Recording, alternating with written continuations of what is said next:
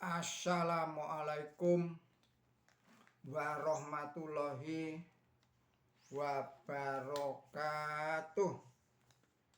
Kita sambung lagi kajian kita yang kali ini adalah berjudul 6 tingkatan perkembangan jasmani dan rohani manusia, diuraikan oleh Mirza Ghulam Ahmad dan diterjemahkan oleh Dr. Andes Yatimin Atmosuwito. Saudara-saudara para pemirsa Kereweng Aji Channel yang berbahagia, serta kaum muslimin wal muslimat rahimakumullah. Assalamualaikum warahmatullahi wabarakatuh. Bismillahirrahmanirrahim. Singkatnya, tingkatan kedua wujud rohani, yakni keadaan rohani yang dapat terhindar dari segala hal yang tidak ada gunanya sama sekali. Ini dapat dicapai manakala telah tercipta hubungan antara manusia dengan Allah Subhanahu wa Ta'ala yang Maha Rohim. Karena dalam hubungan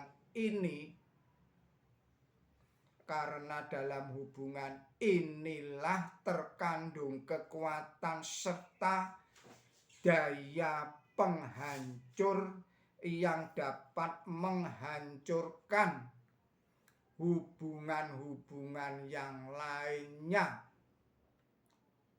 terutama hubungan dengan hal-hal yang kotor dan menyesatkan, sehingga manusia dapat selamat dari kehancurannya. Meskipun manusia di dalam salatnya bisa mencapai keadaan yang khusyuk, yang merupakan tingkatan pertama wujud rohani, namun keadaan khusyuk belum juga dapat menghentikan berbagai perkataan, berbagai perbuatan dan semangat yang tidak ada gunanya sama sekali, selagi manusia itu belum bertalian dengan Allah Subhanahu wa Ta'ala. Hal itu semisal orang yang meskipun setiap harinya berulang-ulang kali bercampur dengan istrinya, namun nuktah yang dipancarkan tidak dapat dihindarkan dari kemusnahan selagi nuktah itu belum berhubungan erat dengan rahim istrinya itu. Jadi firman Allah Subhanahu wa Ta'ala yang berbunyi waladina hum anilagwi mu'ridun mengandung makna bahwa mukmin yaitu mukmin yang dapat memisahkan dirinya dari hubungan-hubungan yang tidak ada gunanya. dengan memisahkan diri dari berbagai hubungan yang tidak ada gunanya, dapat menumbuhkan hubungan yang semakin akrab dengan Allah Subhanahu wa ta'ala, seakan-akan dengan menghilangkan hal-hal yang tidak ada gunanya dari lintasan pikiran, berarti menanamkan pondasi hubungan dengan Allah Subhanahu wa ta'ala yang lebih kokoh di dalam hati, karena manusia diciptakan untuk Allah Ta'ala semata-mata, sebagaimana difirmankan di dalam Quranul Karim yang terjemahannya sebagai berikut. Bismillahirrahmanirrahim.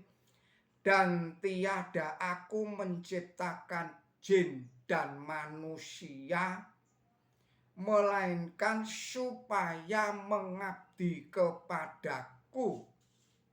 Surat Ad-Dariyat surat 51 ayatnya 56. Secara kodrati di dalam hatinya manusia terdapat kecintaan kepada Allah Subhanahu wa ta'ala, karena memang ada hubungan ajali atau hubungan yang abadi antara roh manusia dengan Allah Subhanahu wa ta'ala, sebagaimana diungkapkan di dalam ayat yang terjemahannya sebagai berikut. Bismillahirrahmanirrahim. Bukankah aku Tuhan kamu? Mereka berkata, iya.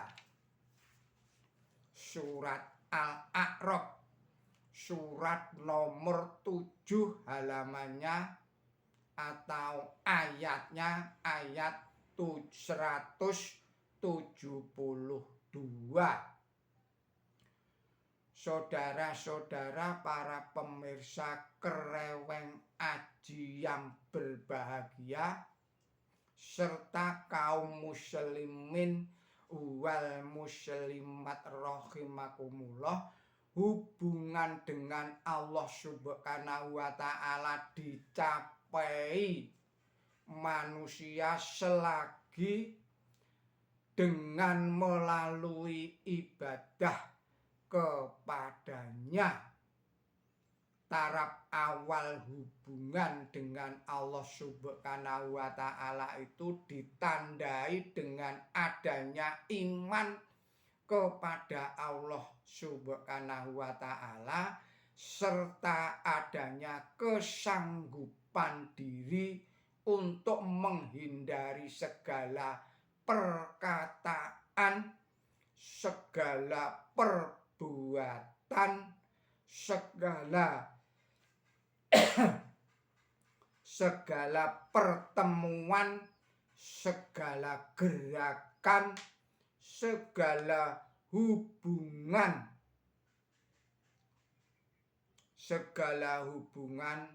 yang tidak ada gunanya. Hubungan dengan Allah Subhanahu wa ta'ala itu sebenarnya merupakan penampakan kembali hubungan ajali yang semula masih tersembunyi, bukan merupakan hal baru. Pernah dijelaskan tingkatan pertama wujud rohani, yakni keadaan yang kusyuk, hening, dan bergairah di dalam sholat dan mengingat-ingat Allah subhanahu wa ta'ala. Belumlah merupakan tingkatan yang pasti dan meyakinkan, yakni dengan tercapainya keadaan yang khusyuk oleh seseorang belum berarti bahwa dia juga telah mampu meninggalkan hal-hal yang sia-sia. Belum mampu meninggalkan hal-hal yang sia-sia.